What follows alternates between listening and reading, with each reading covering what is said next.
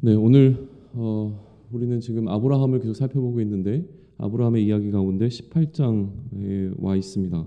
18장을 이야기하기 전에 전체적인 이제 아브라함에 관한 이야기를 어떻게 이제 모세가 기록하고 있는가를 잠깐 살펴보고 넘어가면 좋을 것 같은데요.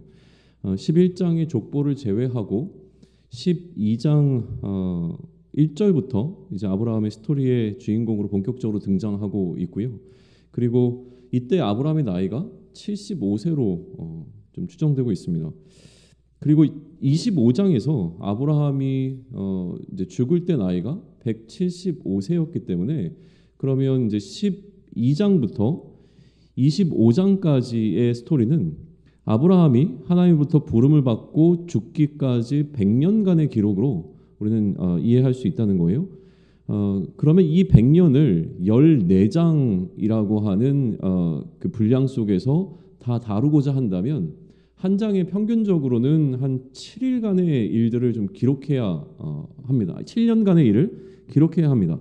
그러니까 7년 동안을 한 장에서 다 다뤄야 하는 것이죠.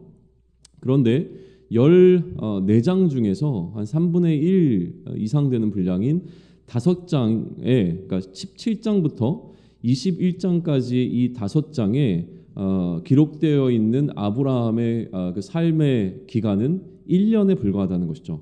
99세에서 100세가 되어지는 그 시기에 관한 기록이라고 하는 거예요. 창세기 기자는 이 1년의 시기를 아브라함이 그 어떤 다른 시간보다 좀 상세하게 기록할 필요성을 느꼈던 것 같습니다.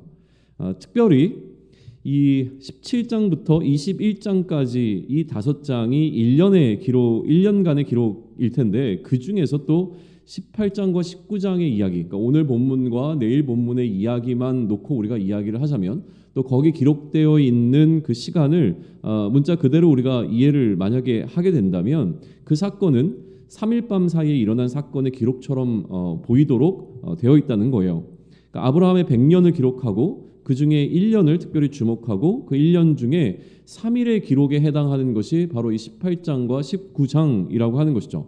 뭔가 여기에 특별한 모세의 의도가 좀 담겨 있다는 느낌이 듭니다. 전체적인 이야기 진행의 흐름을 늦추고 있고 특별히 그 1년은 이삭이 태어나기 전 1년이라고 하는 것에 굉장히 의미가 있어 보입니다. 많은 분량을 할애하고 있다라고 하는 것은 여기서 반드시 해야 할 이야기가 있는 것이죠. 그 1년은 또 아브라함에게 주신 약속과 그 약속이 성취되기 전 마지막 1년이라고 하는 것이죠. 그러니까 언약식이 체결되어지고 하나님의 언약은 일찍 주어졌지만 하나님으로부터 언약식이 채워지고 할례라고 하는 것이 제정되고 난 이후에 그리고 이제 그 약속의 결과로 첫 번째 약속된 그 아들이 태어나기 전 1년에 관한 기록이라고 하는 겁니다. 이런 의미에서 18장과 19장, 20장을 좀 묵상해 나가시면 도움이 되실 것 같습니다. 오늘 우리는 이제 18장에 좀 주목해 볼 텐데요. 18장 1절은 우리로 하여금 이 18장뿐만이 아니라 18장과 19장 전체를 전능자의 시점으로 바라볼 수 있게 도와줍니다. 이 전능자의 시점이라고 하는 건 무엇이냐면 마치 욥기와 같아요. 욥은 자기가 왜 고난받고 고통받고 있는지는 전혀 알 수가 없었습니다. 그러나 우리는 욥기가 시작되는 부분에서 하나님께서 왜 욥에게 이러한 시험을 주셨는지에 대해서 이미 아는 상태로 욥기를 바라볼 수 있게 해준다는 거죠. 이게 바로 전능자의 시점인데 오늘 이 18장의 시작도 마찬가지입니다. 여호와께서 지금 아브라함에게 나타나셨는데 지금 아브라함이나 또 다른 등장인물들은 그렇게 찾아온 사람들이 하나님이라는 사실을 알지 못하는 상황에서 이 방문자들을 맞이해야 했던 것이죠. 그러니까 우리에게 있어서는 이 방문자가 누구인가라고 하는 것이 중요하지 않습니다. 왜냐하면 이미 이 방문자가 누구인지 우리는 알고 있는 것이죠. 그러니까 이제 우리가 이 본문을 대하는 태도는 어디에 있냐면 이렇게 방문하신 분들이 하나님인가 아닌가에 있는 것이 아니라 이렇게 방문하신 하나님을 하나님인 줄 모르는 상태에서 이 등장하고 있는 인물들이 어떻게 맞이하고 있는가에 관심이 갈 수밖에 없는 겁니다. 전혀 모르고 있는 상황 속에서 아브라함이, 사라가, 또 롯이, 소돔 사람들이 이 일행들을 어떻게 대하고 있는가라고 하는 것은 굉장히 중요한 이슈가 된다는 것이죠. 특별히 오늘 18장은 이제 그 아브라함에 대한 어떤 태도, 아브라함이 그들을 향해 보였던 태도를 기록하고 있는 부분을 좀 길게 담아내고 있는데 그 2절로부터 8절까지의 내용이라는 거예요. 한마디로 요약하면 굉장히 정성스럽게 맞이하고 있는 모습을 우리는 볼 수 있습니다. 굉장히 분주하고 막 급하고 어떻게든지 섬기려고 하는 이런 모습들이 지금 아브라함에서 나타나고 있는 것이 그 이후에 등장하고 있는 다른 사람들과 상당히 대조되는 부분이라고 하는 부분이에요. 이 방문자들은요, 사실 소돔으로 가고 있던 여정 가운데 잠깐 아브라함의 집을 방문한 거였습니다. 그리고 나중에 이제 등장하게 기록되어 있지만 그렇게 떠났다가 다시 또 1년 뒤에 돌아올 계획을 갖고 아브라함의 집을 방문했던 거죠. 아브라함의 집을 방문했던 이유는 좀 분명해 보입니다. 그것은 사라에게 전할 메시지가 있었기 때문으로 오늘 본문은 우리에게 보여주고 있는 거예요. 9절에 보게 되면 이들이 사라를 찾습니다. 아브라함에게 사라가 어디 있느냐고 찾고 장막에 있다라고 이제 답변을 듣죠. 그리고 나서 그 사라에게 전할 메시지가 주어지게 되어집니다. 그게 10절인 것이죠. 그가 이르시되 내년 이맘때 내가 반드시 내게로 돌아오리니 내 아내 사라에게 아들이 있으리라 하시니라. 근데 이게 지금 아브라함에게 전하고 있지만 사라에게도 들려지도록 전한 거죠. 그래서 이제 사라가 그 뒤 장막문에서 그 이야기를 들었습니다. 그리고 난 다음에 이제 사라의 그 반응, 리액션은 뭐였냐면 이제 비웃음이었다는 거예요. 우리는 앞장에서도 이제 아브라함의 웃음에 관한 이야기를 이미 나눴지만 사실 이렇게 비웃었다는 사실에 대해서 어떤 윤리적이거나 도덕적인 어떤 판단을 내리지는 않습니다. 성경 자체가요. 그러나 이 웃었다라고 하는 표현 자체가 감히 우리가 어떻게 하나님의 말씀에 웃을 수 있어라는 방식으로 해석되어지지만 우리는 어떻게 보고자 했냐면 하나님께서는 이러한 상황을 오히려 기다리셨다는 겁니다. 그러니까 그들이 전혀 이 약속이 자신들의 힘과 능력으로는 이루어질 수 없는 것을 알게 되어지는 그 상황, 그러니까 이 상황이 완전히 맞춰진 것, 그러니까 더 이상 어떻게 하나님의 약속이 이루어질 수 없을 것 같은 상황까지 하나님께서는 기다리셨다는 거죠. 그리고 난 다음에 이 일을 이루시는 걸 통해서 하나님께서 이 약속을 행하셨음을, 그러니까 이 모든 일은 하나님께서 하셨음을 나타내기 위한 방식으로 이렇게 기다리셨음에 관해서 우리는 좀 함께 생각을 해 보았습니다. 그런데 오늘 본문에서 이 부분을 조금 더 선명하게 해주는 이야기가 등장을 합니다. 14절인데요. 이렇게 시작하죠. 여호와께서 능하지 못한 일이 있겠느냐라고 이야기를 하고 있는 겁니다. 그러니까 결국은 이제 전하고 싶은 메시지는 이거였던 거예요. 아브라함도 사라도 하나님의 약속이 지켜질 것이라고 생각하지 못했습니다. 이제 끝났다라고 생각을 하는 그 시점에 하나님께서는 찾아오셔서 인간의 눈으로 바라봤을 때는 끝난 이 상황 가운데 하나님께서 어떻게 하나님의 능력으로 그의 약속을 지켜가시는지를 보여주겠다. 그리고 그 시점이 이제 1년 뒤다라고 하는 이야기를 전해주시는 것으로 메시지가 이제 전달이 되어졌습니다. 그리고 나서 16절로부터 33절까지는 이 일행들이 이제 소돔으로 떠나는 과정 가운데서 아브라함과 함께 나눴던 대화가 이제 기록이 되어 있는 게 18장의 이제 후반부인데요. 이 후반부에서 제가 좀 주목해서 보고자 하는 것 가운데 하나는 뭐냐면 17절입니다. 17절에 이런 기록이 등장해요. 여호와께서 이르시되 내가 하려는 것을 아브라함에게 숨기겠느냐라고 하는 이제 표현이 등장을 합니다. 이후에 이제 창세기 계속 읽다 보면 등장하겠지만 아브라함이 선지자로 지칭되어지는 순간이 찾아옵니다. 그러니까 이 아브라함을 선지자라고 부르게 되는데 선지자는 말 뜻 그대로 하게 되면 먼저 아는 자잖아요. 그러니까 하나님의 뜻과 하나님의 계획과 하나님의 마음을 먼저 알아서 전하는 자가 선지자가 되어질 텐데 그러면 어떻게 아브라함이 선지자인가라고 했을 때 가장 초기 형태의 선지자의 모습으로 이렇게 등장한다는 것이죠. 하나님께서는 아브라함에게 그가 하시려고 하는 것을 숨기지 않고 드러내 보여주시는 관계였다라고 하는 거예요. 그리고 어떻게 그렇게 그 계획을 드러내셨는지가 오늘 본문 속에서 하나의 예로 이제 등장하고 있는 것이죠. 그런데 이렇게 아브라함을 선지자로 세우시는 그 장면 가운데 하나님께서 아브라함을 선지자로 세우시는 그 목적과 이유가 선명하게 이제 드러납니다. 그게 18절과 19절이라고 하는 거예요. 제가 읽겠습니다. 아브라함은 강대한 나라가 되고 천하 만민은 그로 말미암아 복을 받게 될 것이 아니냐. 내가 그로 그 자식과 권속에게 명하여 여호와의 도를 지켜 의와 공도를 행하게 하려고 그를 택하였나니 이는 여호와가 아브라함에게 대하여 말한 일을 이루려 함이니라라고 기록이 되어져 있습니다. 자, 이 내용은 무엇이냐면 하나님께서 왜 아브라함을 선택하시고 이 선택하신 목적과 의도가 무엇인지를 밝히는 장면인 것이죠.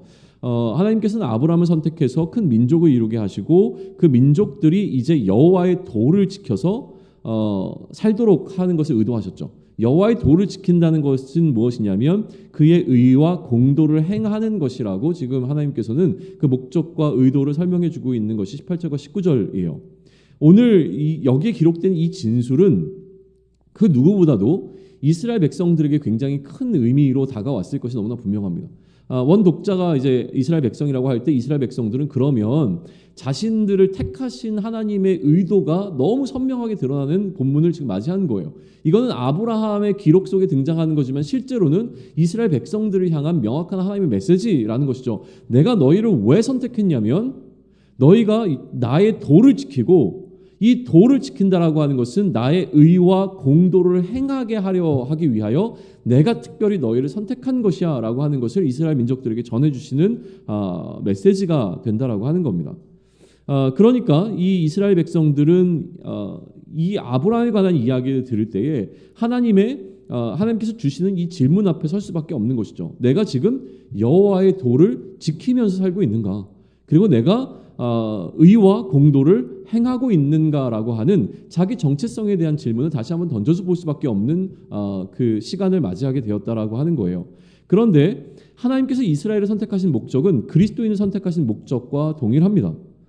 그리스도인이 되게 하신 목적을 우리가 이뤄가고 있는지 우리도 이 동일한 질문 앞에 서야 하는 것이죠. 하나님께서 특별히 우리를 선택하셔서 그리스도인 되게 하셨다면 그 그리스도인 되게 하신 그 목적을 우리가 이루면서 살고 가고 있느냐라고 하는 것을 질문해 보게 하는 구절이라고 하는 거예요.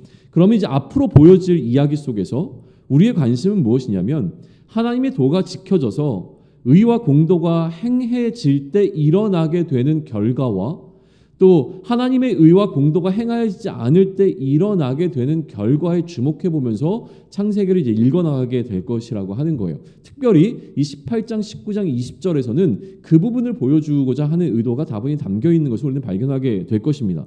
이 이야기 속에서 이스라엘은 자신들의 모습을 봐야 한다면 이 이야기 속에서 우리는 우리의 모습을 보게 될 것이고 보아야 하는 것이죠. 이제 19장과 20장에서 그 이야기를 더 구체적으로 나누기로 하고요.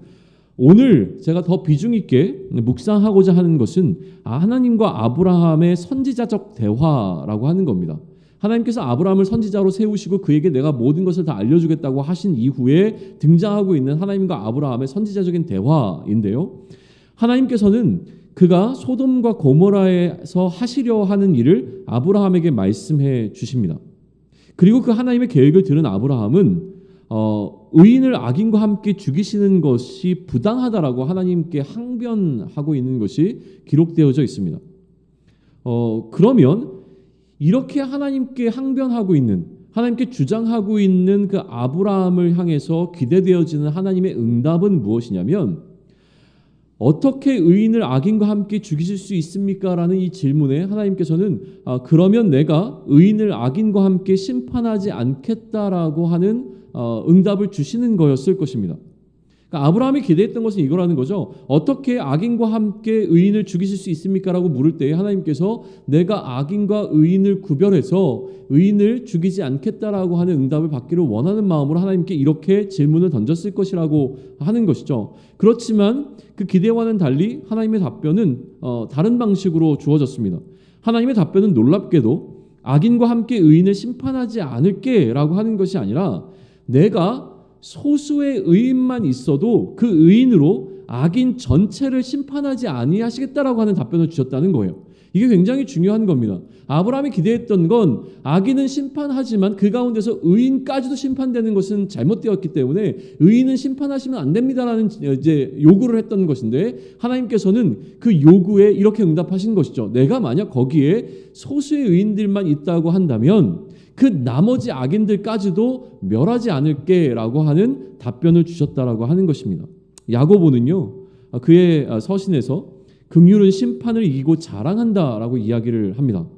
자, 소돔을 향한 하나님의 이 결정에서 우리는 정의라고 하는 하나님의 공의라고 하는 것을 뛰어넘어선 이 긍휼을 보게 되는 것입니다. 우리는 그리스도인으로 하나님의 뜻에 따라 옳은 일을 행하기 위해서 씨름하고 있습니다. 그러나 이러한 우리를 힘들게 하는 것 가운데 한 가지는 우리 마음속에 하나님의 정의라고 하는 것에 관한 질문이 끝없이 일어난다라고 하는 것입니다. 하나님께 올려드리는 우리의 간구의 밑바닥을 찬찬히 살펴보게 되어지면 하나님의 일하심에 대한 원망이 놓여 있는 경우가 참 많습니다. 상황을 바라보는 우리의 시선은 늘 하나님보다 낮기 때문에 하나님을 다 이해할 수가 없죠. 그러나 확신해야 하는 것은 우리가 느끼는 하나님의 일하심에는 긍휼이 감추어져 있다라고 하는 사실입니다. 지금 내 눈에 부당해 보이는 하나님의 이끄심이지만 순종하면서 따라가다 보면 우리는 반드시 심판을 이기고 자랑하는 긍휼을 마주하게 될 것입니다. 나의 현실을 놓고 이런 상황을 주신 하나님이 공의로우신가를 묻기 전에 이 상황에 담긴 하나님의 긍휼이 무엇인지를 알게 하시기를 간구하므로 그 긍휼하심을 덧입는 오늘이 되기를 축원합니다. 아멘.